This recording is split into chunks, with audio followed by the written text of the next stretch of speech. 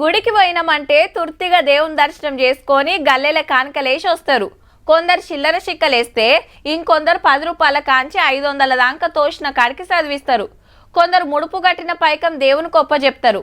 మొక్కులున్నోళ్ళు అమ్మవార్లకు సారె పెట్టి ఒడిబియ్యం పోసి వస్తారు. ఇంకా కొందరు దేవుళ్లకు బంగారం ఎండి కానుకలు చదివిస్తారు.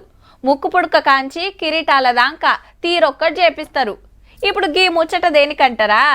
భక్తుల ఇంట్లో బంగారం ఎంతుందో గాని తెలంగాణ గుళ్ళలనైతే బంగారమే. యాదగిరి నరసన్న, భద్రాచల రామన్న, యములాడ రాజన్న, కొమ్రెల్లి మల్లన్న, బాసర సరస్వతమ్మ, అలంపూర్ జోగులాంబ, వరంగల్ భద్రకాళమ్మ ఇట్లా మన గుళ్ళు గోపురాలలో ఎంత బంగారం ఉందో ఎరికేనా? 550 కిలోలు. ఇప్పుడు కిలో బంగారం 1.5 కోటి వల్కబట్టే, అంటే 800 కోట్ల రూపాయల విలువ. ఇక ఎండి చూస్తే 29,582 కేజీలు. దీని విలువ ఏందక్క 850 కోట్లు.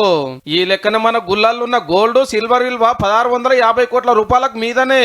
ఖుద్దు గుళ్ళు గోపురాల శాఖే చెప్పింది ఈ లెక్క. యాదగిరి గుట్టల 112 కిలోలుంటే విమాన గోపురానికి 65 కిలోల బంగారం పట్టిందట. 1742 కేజీల ఎండి ఉన్నదట నరసన్న స్వామి కాడ. ఇక భద్రాచలంలో 67 కిలోల బంగారం, 1000 కిలోల వెండి ఉన్నది. బాసర సరస్వతమ్మకు 15 కిలోల గోల్డ్, 821 కేజీల సిల్వరు. ఈళ్ళకెళ్ళి కొంత దేవుళ్ళకు నగలు చేపిస్తానికి, కొంత గోపురాలకు బంగారం దాపిస్తానికి వాడుతుంటారు. కొంత బ్యాంకులలో డిపాజిట్ చేసి గోల్డ్ బాండ్ తీసుకొని అట్లొచ్చే మిత్తితోటి అన్నదానం తీరొక్క కార్యాలు చేస్తుంటారు. కొందరు భక్తులు కిరీటాలు, కంఠాభరణాలు, ఉంగురాలు, నగలు సమర్పిస్తే కొందరు బంగారు బిస్కెట్లు, నాణ్యాలు, ముక్కు పుడకలు ఉండిలేస్తారు. ఎవలోపాన సచ్చిన వాళ్ళు అగోగట్ల 550 కిలోల బంగారం జమైందన్నట్టు. రేట్ ఎంత పెరుగుతుంటే ఇల్లు అంతా పెరుగుతూనే ఉంటది మళ్ళా.